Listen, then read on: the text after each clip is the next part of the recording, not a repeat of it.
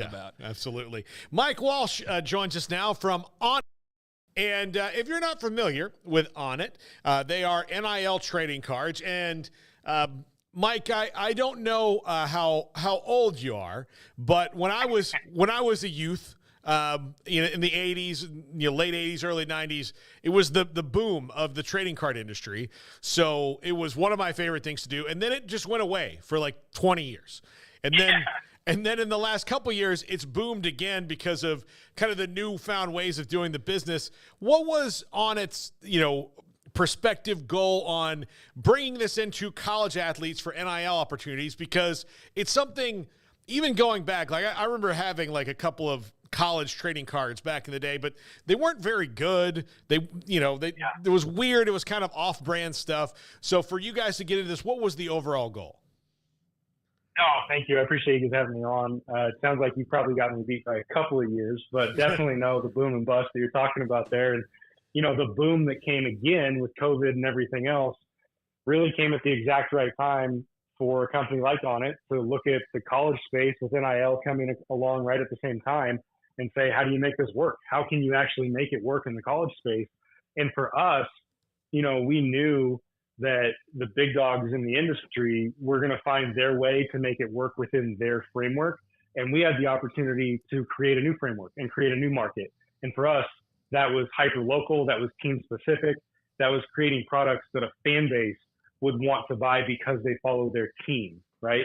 And the players are a huge part of that, which is why they get compensated, and we make sure they're well compensated to be a part of what we're doing. And the fans are going to chase the athletes they want. But ultimately, we believe that what the fan wants out of a collegiate trading card product is the ability to go get their players, the guys that they see every Saturday, the guys that their kids are growing up idolizing and watching, and not having to buy, a star-studded pack from across the country and hope that you might land one or two of the guys from your team. It's that ability to go out and know what you're getting, that it's your team that you're supporting. You know that money you're putting into it goes back in large fraction back to the players and back to the school through licensing, because it is an officially licensed product. But it's also that you're getting to tangibly hold on to something and collect something that you were following ardently throughout the season because that's what you care about. You mentioned the COVID boom, Mike, and I remember that vividly of just how all of a sudden trading cards and really everything, because we were all bored at home, right? All of a sudden collectibles and collecting stuff became like what we kind of had to do as a hobby almost. But just how can you describe how much of a boom that was for the trading card industry, that as bad as that was in so many other areas, but how much that kind of resurrected maybe in some ways the popularity? Oh, yeah, without a doubt. I mean, I think it was all the same feelings that a lot of us had.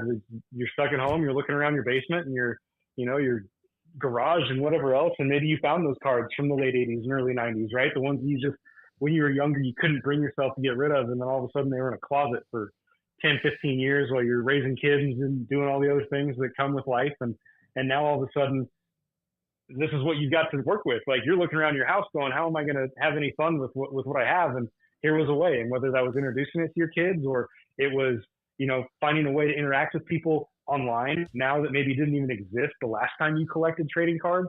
Now it's a new way to bring that to the forefront.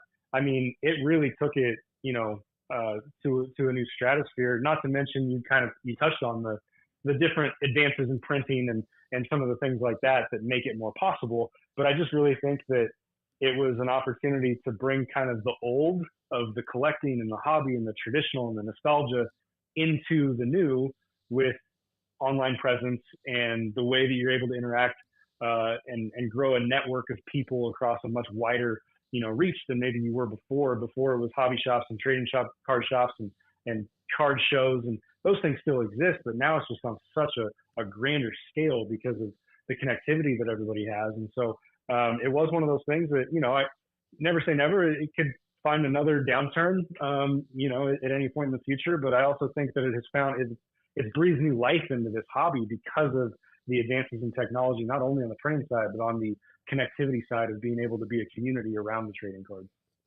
And the players have to be fired up about this too, right? I was just looking at, of course, I looked at Florida State's because that's my alma mater, but I also just looked at Baylor's stuff right here. And like Baylor, you have actually a ton of different kind of inventory, not just cards, but like the wall stickers, and things like that. Players got to be fired up about this.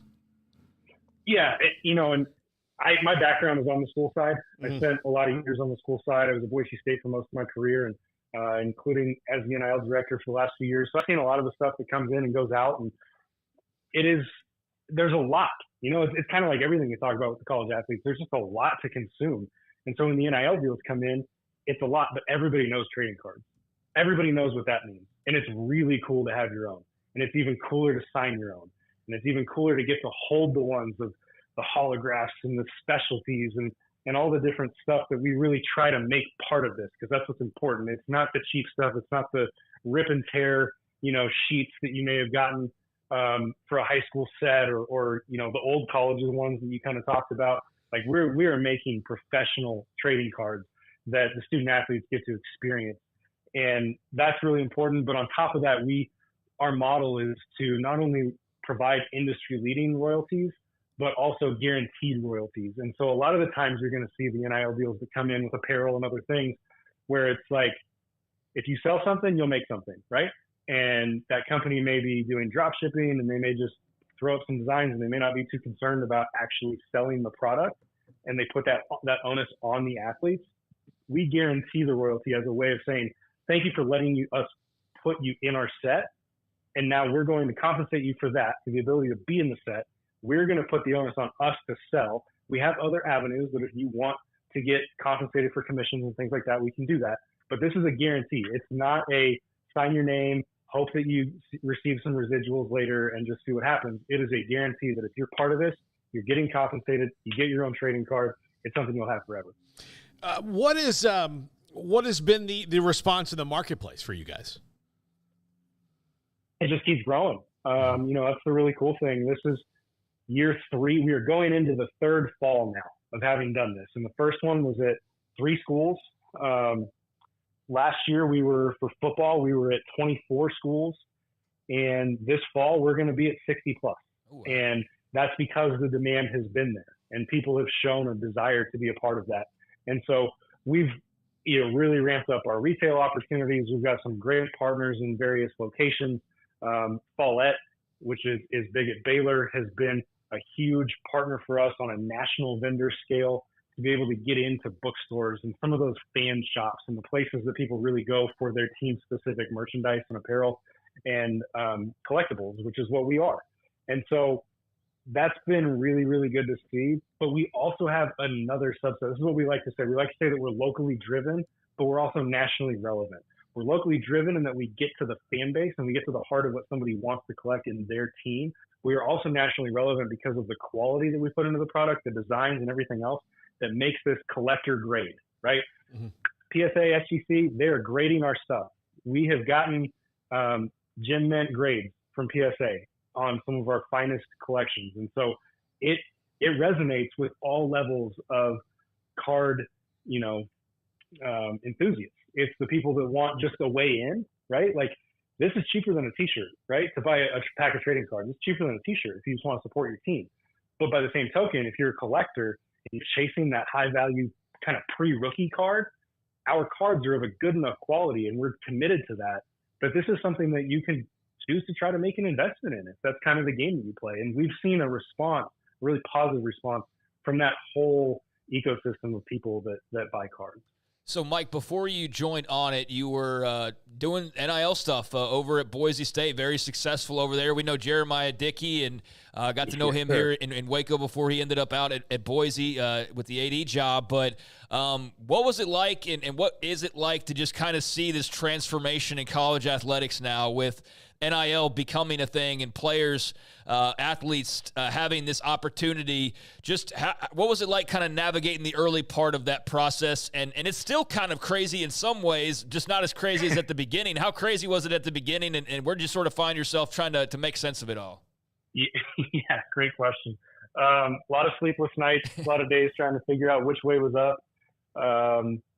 but at the end of the day, we were able to keep our North Star. And you mentioned Jeremiah; he was, so imperative in the way that we were able to put that together, and just his leadership and his willingness to look at something and find the positive in it and find the opportunity in it.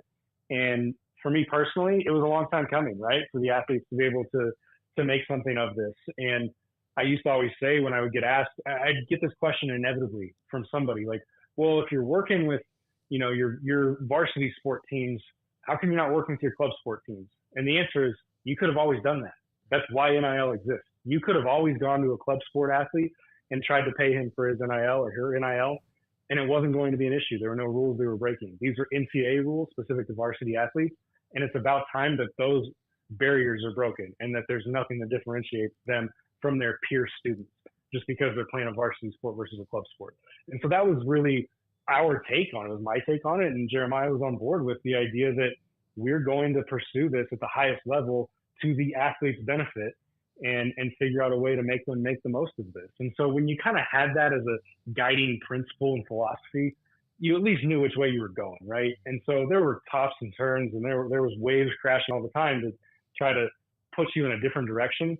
But we were really lucky to find ONIT, the company that I'm at now, and find them pretty early on. We started with them with the trading cards. Boise State was the first school to do that from a football standpoint. And it aligned with what we were looking for. We were looking for opportunities for everybody, and opportunities that not only took care of the entire roster, but also gave additional opportunities to those who performed at a certain level and had the notoriety, right? Through signature cards and additional compensations for stuff like that. So it was really the best of all worlds. But yeah, that whole, the change, right, in 21 and everything that's happened since and just where this is all headed.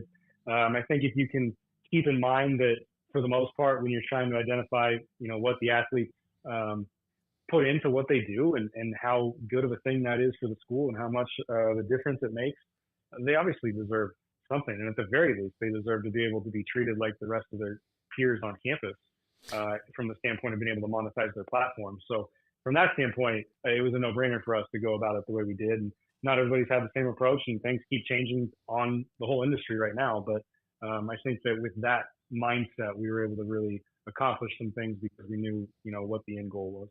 Well, Mike, if people want to go, it's on at athlete.com, right? And they can Yes, search sir. for their school and find the people they like. I especially think it's good. It's just, it's just kind of an easy way. Also, like if you're not a person who's going to give to a gigantic collective, but you want to, say like, yeah, well, I bought the cards, like, at least that it's going to the players and not again, some large ambiguous company. Absolutely. We think that's one of our hallmarks. We know it's an entry point for a lot of different fans. Fans that maybe aren't in the marketplace, they can buy this. They can find us online, like you mentioned, on athlete.com. We advertise all over the place on Google and social media. And it's also a really great entry point for young fans and birthday presents and things like that, graduation presents. It's been one of the coolest parts of it is to see the young fans really gravitate towards something that this is an entry point for them, because it's not, like you mentioned, it's not the collective, it's not the premium donor prices that it may take to get an experience. This is a way that you can tangibly experience your favorite team at a low price point. Well, Mike, it's great to talk to you, and thanks for hopping on. Certainly, very, very interesting, and let's do some more stuff. Absolutely, to kind of promote you guys, maybe get some athletes on as well. So would absolutely love that. Yeah, we'll be back at Baylor this fall with football, so we're already ramping up for that. All right, great. Absolutely, we've got a national fan base here on 365 Sports. So yeah, you throw somebody from UConn, we'll put them on. We love doing interviews, so we'll absolutely do it. I like that. All right, Mike. Thanks so much. I'll talk to you soon. That's Mike Walsh from ONIT, ONITathlete.com. Max Olson's coming up next, and